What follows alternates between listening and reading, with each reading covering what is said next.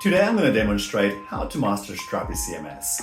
The CMS is user-friendly, easy to collaborate, and it enables you to create content at scale.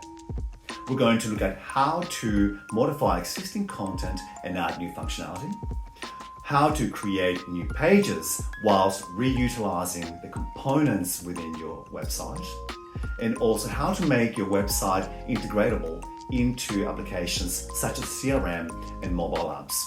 So stay tuned and let's dive right into it.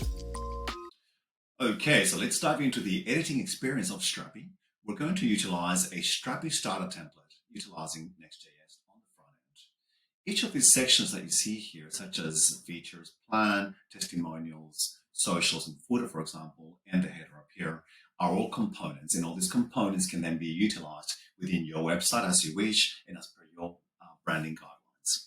So what we're going to do is very quickly modify this button here, which currently goes to Discord, and we're going to add a new button, and then we're going to delete those buttons to demonstrate how simple it is. So let's go into Strapi Content Manager, and then go on to Page. So this is where the pages reside.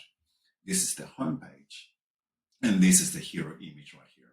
So we're going to edit the Discord button to say Discord server, for example, and I'm going to add a new button. And let's just, let me just grab an external URL. And we're going to utilize this to demonstrate how we open a new tab for an external website. And we're going to say, for example, learn more. I'm going to say open on a new tab. And I want to use a button using the primary color. I'm going to save this. I'm going to click on the Open Live Preview. On this instance, is what the changes we just made. So let's refresh this. And there you have it.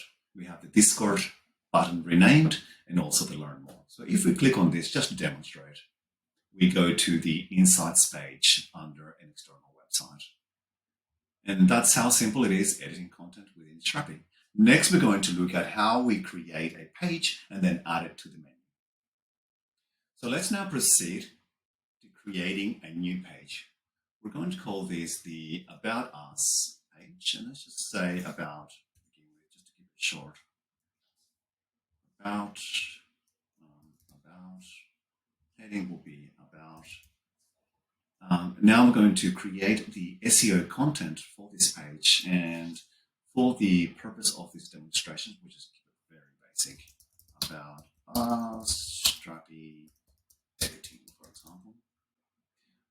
I'm going to use the meta image. So this could be the image that appears when you do a social post, for example, as per the link. Not a social post, a link post.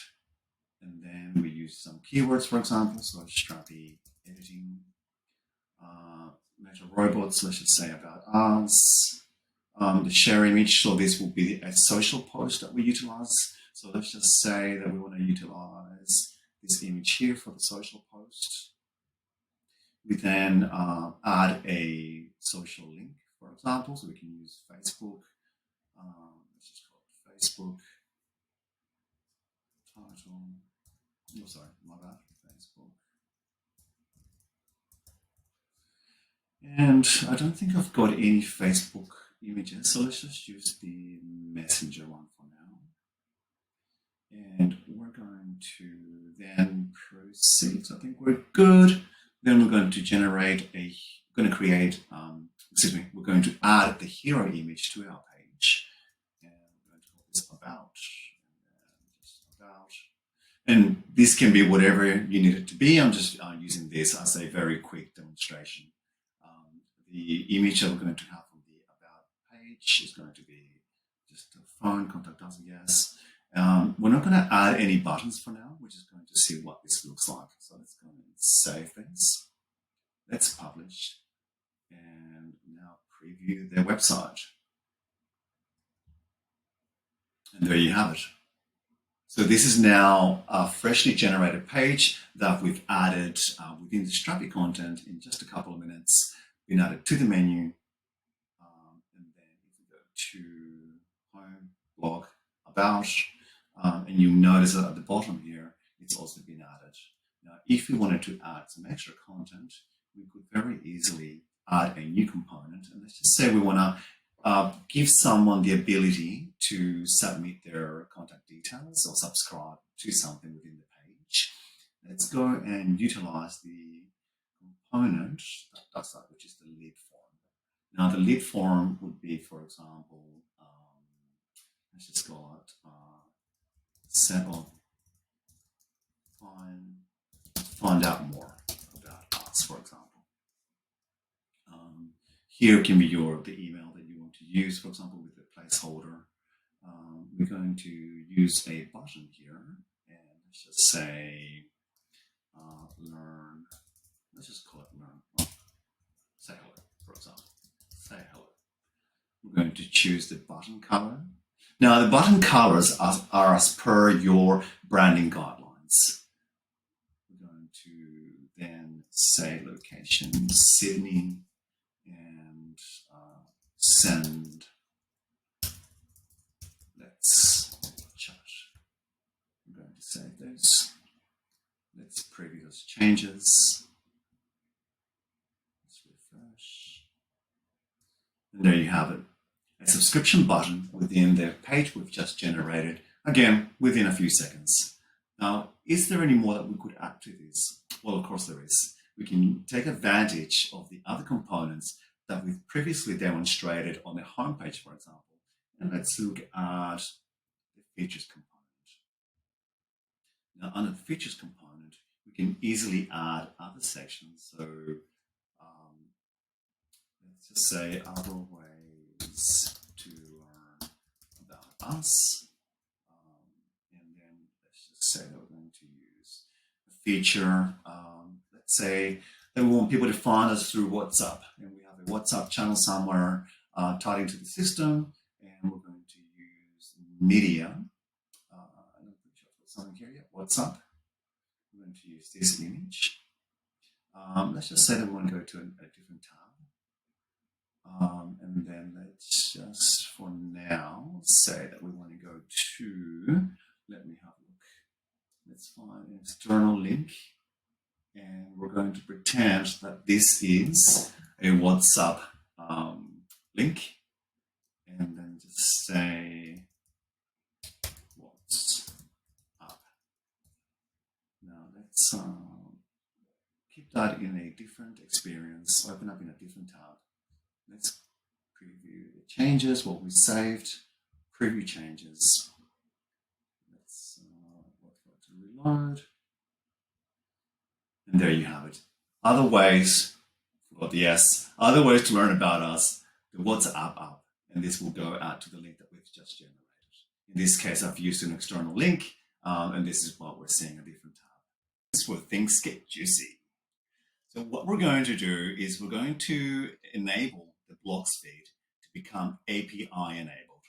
So this basically enables you to integrate with your CRM, mobile app, and whatever other integrations you need. And the way that we do this is by going into the Strapi CMS management. And as you can see here, for example, we've got page, category, author, article, and what have you. These are all content types. So these are basically a table that is generated. And within that table, we create the schema to then hold that content. So this is the articles, basically the blogs that we've just demonstrated. And at the moment, if we wanted to access this through an API, you'll notice that it's currently restricted.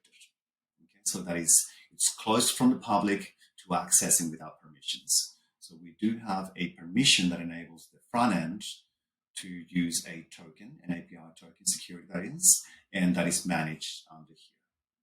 So we've allowed for this to be to have read access and find one entry as required using a unique ID. So what we want to do is, for the purpose of this demonstration, is to see how simple it is to enable an API endpoint to then become publicly available to, let's say, a feed or external parties.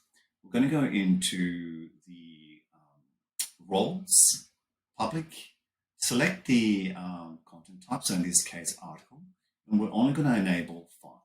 So this is the API endpoint that's going to be publicly available to external parties. We're going to save that, save successfully. Let's go back and reload.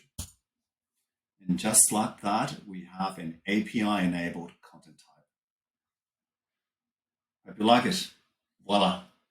All right, so that's the demo for today. I hope that you guys now have a better understanding of what you're able to do with Strapi CMS. And just keep in mind that I've only shown you the bare bones of the capabilities.